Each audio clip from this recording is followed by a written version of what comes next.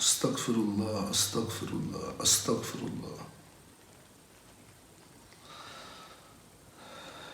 دل جو ہے وہ انتہا درجے کا پریشان ہے۔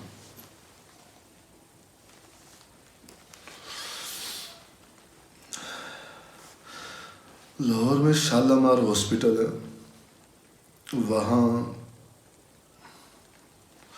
میرے ایک دوست کو اللہ عز و جل نے بیٹے کی نعمت سے نوازا۔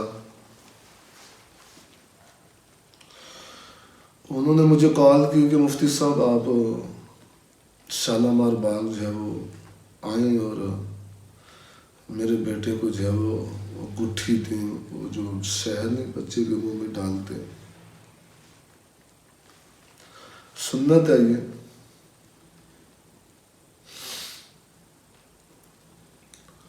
مصروفیت کے باوجود میں نے ان کو انکار نہیں کیا۔ اللہ عز و جل نے ان کو بیٹے کی نعمت سے نوازا تو میں نے فوراً ہاں کر دی۔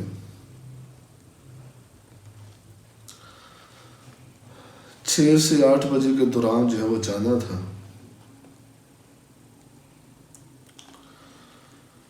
میں اس دوران جو ہے نا وہ کافی غور و فکر کیا، کافی سوچا اس بارے۔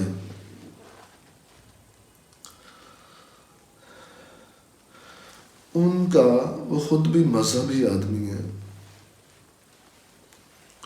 ان کا مجھے کال کر کے یہ کہنا کہ مفتی صاحب میرے بچے کو وہ گٹھی دے دیں، اس سے کیا تاثر جاتا ہے؟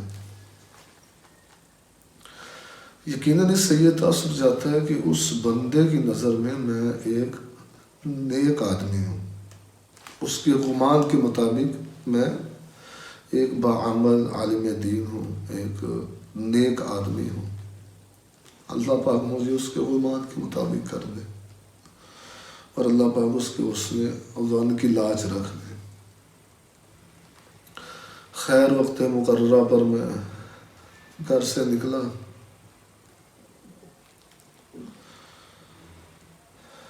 تو اسی سوچ و بچار کے اندر تھا۔ تقریباً مجھے 15 منٹ لگے ہاسپٹل پہنچتے ہوئے۔ 15 منٹ میں مسلسل جو ہے وہ اللہ کی بارگاہ میں روتا رہا، اور بائک پر تھوڑی رونے کی آواز بھی بلند ہوئی۔ اللہ عز و جل میرے ظاہر سے بھی واقف ہے، میرے باطن سے بھی واقف ہے، لیکن دنیا والے ظاہر کو تو دیکھتے ہیں، باطن سے واقف نہیں ہوتے۔ میں رو پڑا،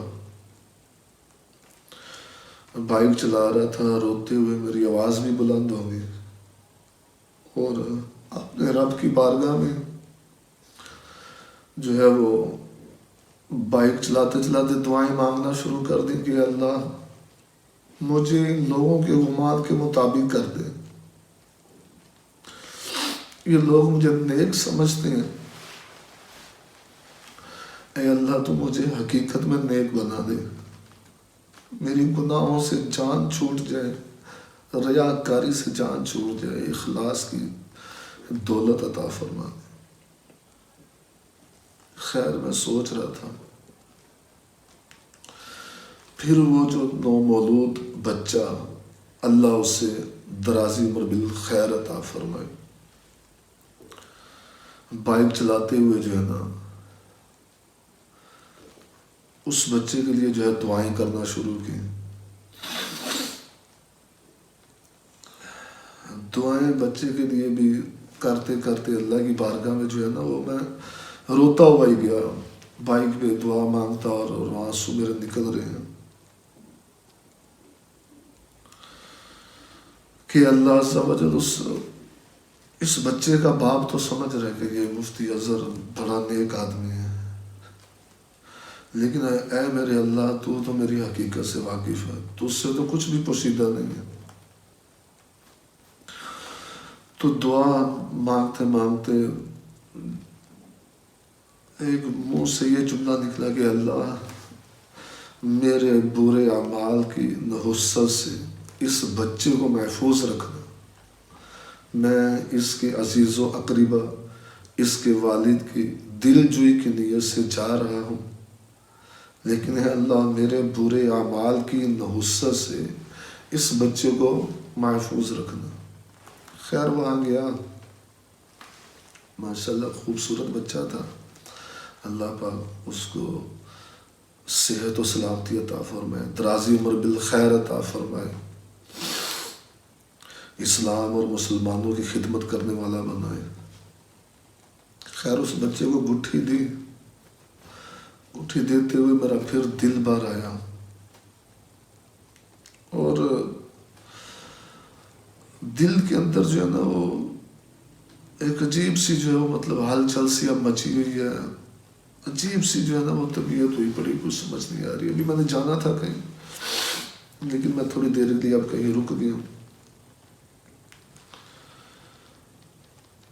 ہم سب کو غور کرنا چاہیے، ہم جو علماء ہیں یا مفتی ہیں، ہمیں غور کرنا چاہیے کہ لوگ جو ہے وہ ہمیں کیا سمجھتے ہیں۔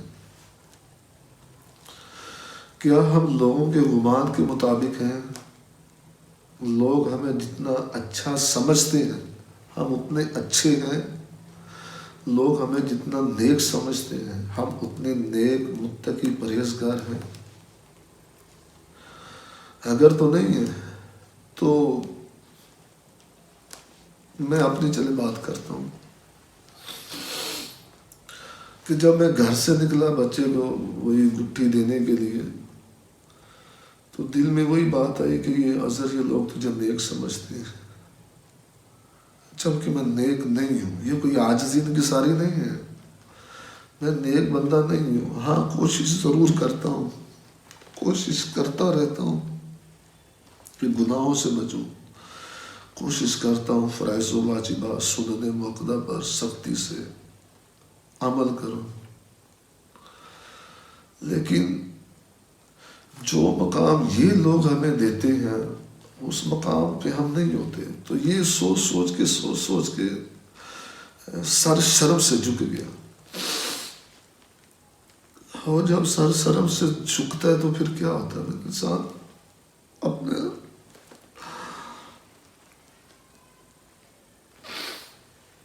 اپنے رب کی بارگاہ میں پھر حاضری دیتا ہے، اور میں نے وہی کیا۔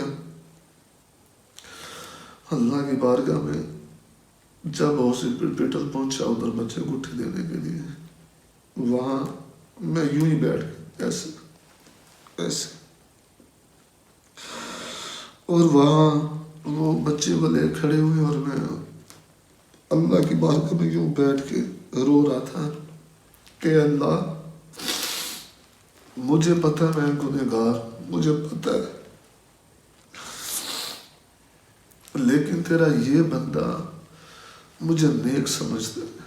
اے اللہ تو میری کرتوتوں کی طرف نہ دیکھ، میرے جو سیاہ اعمال ہیں اے اللہ تو ان کی طرف نہ دیکھ، اے اللہ اس بندے کے گمان کی طرف تو نظر فرما، اور اس کے بچے کو جو ہے وہ نیک متقی پرہیزگار بنا۔ اور جب اس بچے کو گٹھی دے رہا تھا تو دل سے ایک ہی بات نکل رہی تھی کہ اللہ میرے برے اعمال کی نحوست سے اس بچے کو بچانا۔ جب وہاں سے واپسی بھی نکلا تو اسی شرم سے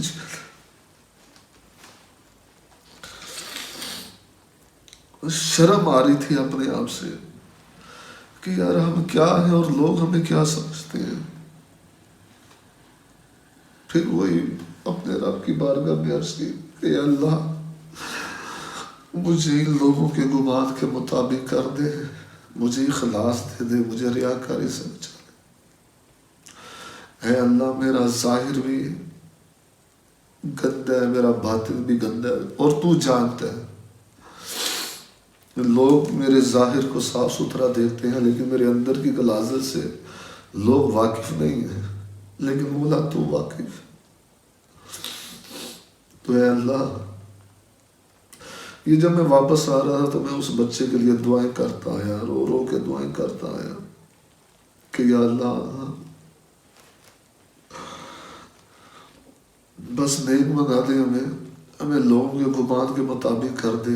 ہم جو گروہ علماء ہیں ہمیں حقیقت میں عالم بنا دے.